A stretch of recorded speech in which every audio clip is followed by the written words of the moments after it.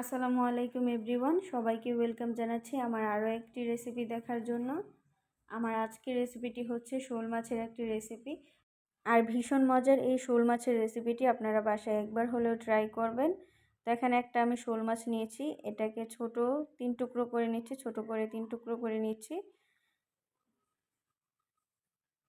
এখন রান্না করার জন্য চুলায় প্যান বসিয়ে দিয়েছি, পর্যাপ্ত পরিমাণের তেল দিয়ে দিচ্ছি। এখানে 4 টেবিল চামচ পরিমাণ তেল হবে। আর দিয়ে দিচ্ছি মাঝারি সাইজের 3টা পেঁয়াজ কুচি, আর আস্ত কাঁচামরিচ দিয়েছি 4 থেকে 5টা। এখন এটাকে কিছুক্ষণ ভেজে এর মধ্যে রসুনের পেস্ট দিয়ে দিচ্ছি 2 চা চামচ। এখন এই রসুনটাকে পেঁয়াজের সাথে আমি নেড়ে মিশিয়ে নিচ্ছি, আর এটা কিছুক্ষণ ভেজে নেব।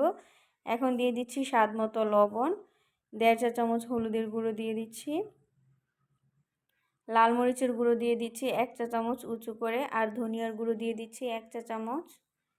এখন এই মশলাটার মধ্যে আমি হাফ কাপ পানি দিয়ে দিচ্ছি। এই হাফ কাপ পানি দিয়ে মশলাটা কষিয়ে নেব।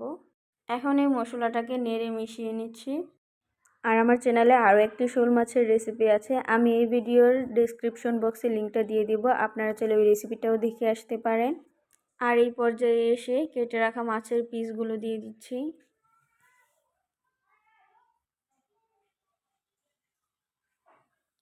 মাছটাকে নেড়ে আমি এপিট ওপিট উল্টিয়ে নিচ্ছি, আর এটাকে এখন ঢাকনা দিয়ে ঢেকে দেব এক সাইড সিদ্ধ হওয়ার জন্য। 5 মিনিট পর আমি ঢাকনাটা উঠিয়ে নিয়েছি। এখন একটি সাইড সিদ্ধ হয়ে এসেছে, অপর সাইড সিদ্ধ করার জন্য আমি আবার উল্টিয়ে দিচ্ছি। এখন এটাকে আবারও ঢাকনা দিয়ে ঢেকে দিচ্ছি 5 মিনিটের জন্য। আবার 5 মিনিট পর আমি এখন এই মাছগুলো উঠিয়ে রাখছি। এখন মাছগুলো সম্পূর্ণভাবে সিদ্ধ হয়ে এসেছে। এখন এগুলো একটা আমি প্লেটের মধ্যে মাছগুলো নামিয়ে নিচ্ছি।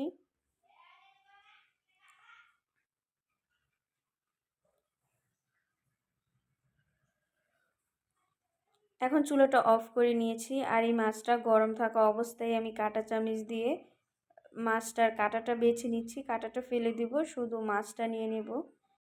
এরকম করে কাঁটা চামচ দিয়ে কাঁটা থেকে মাছটা আলাদা করে নিচ্ছি। আর আপনারা চাইলে এটা ঠান্ডা হয়ে আসলে মাছটা ওই পর্যায়ে হাত দিয়েও এরকম কাঁটাটা বেছে নিতে পারেন। তবে আমি চুলাটা অফ করে নিয়েছি, এখন গরম থাকা অবস্থায় আমি এটাকে কাঁটাটা বেছে নিচ্ছি। এরকম কাঁটার চামচ দিয়ে করলেই খুব সুন্দর উঠে আসে।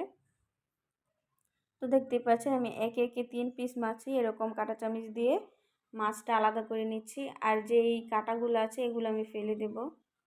আর আমার আজকের রেসিপিটি ভালো লাগলে অবশ্যই আমার ফেসবুক পেজে ফলো আর ইউটিউব চ্যানেলটি সাবস্ক্রাইব করে রাখবেন পরবর্তী ভিডিওর নোটিফিকেশন সবার আগে পেতে। আর অবশ্যই লাইক কমেন্ট শেয়ার করতে ভুলবেন না। এই কাঁটাগুলো ফেলে দিব। এখন আবার চুলাটা অন করে নিব। চুলাটা অন করে এর মধ্যে আমি 2টো টমেটো ব্যবহার করব, আপনারা চাইলে টমেটোটা স্কিপ করতে পারেন। টমেটোটা দিয়ে খুব ভালোভাবে নেড়ে মিশিয়ে নিচ্ছি, আর ঢাকনা দিয়ে ঢেকে দিচ্ছি। এখন ঢাকনাটা উঠে এটাকে আবার নেড়ে দিচ্ছি।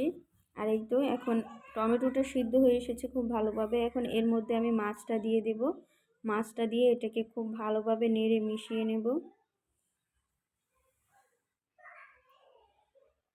এখন এর মধ্যে অল্প একটু পানি দিয়ে এটা রান্না করে নেব। পানিটা একবারে শুকিয়ে নিতে হবে।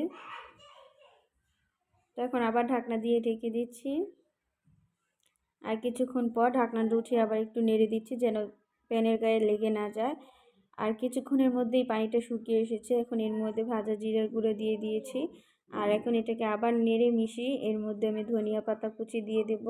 এই তো আমাদের রান্নাটা প্রায় শেষের দিকে। এখন শুধু এটা গরম গরম ভাতের সাথে খাবার পালা। তো সবাই সুস্থ থাকবেন, ভালো থাকবেন। আবারও চলে আসবো নতুন কোনো রেসিপি নিয়ে বা নতুন কোনো ভিডিও নিয়ে। আল্লাহ হাফেজ।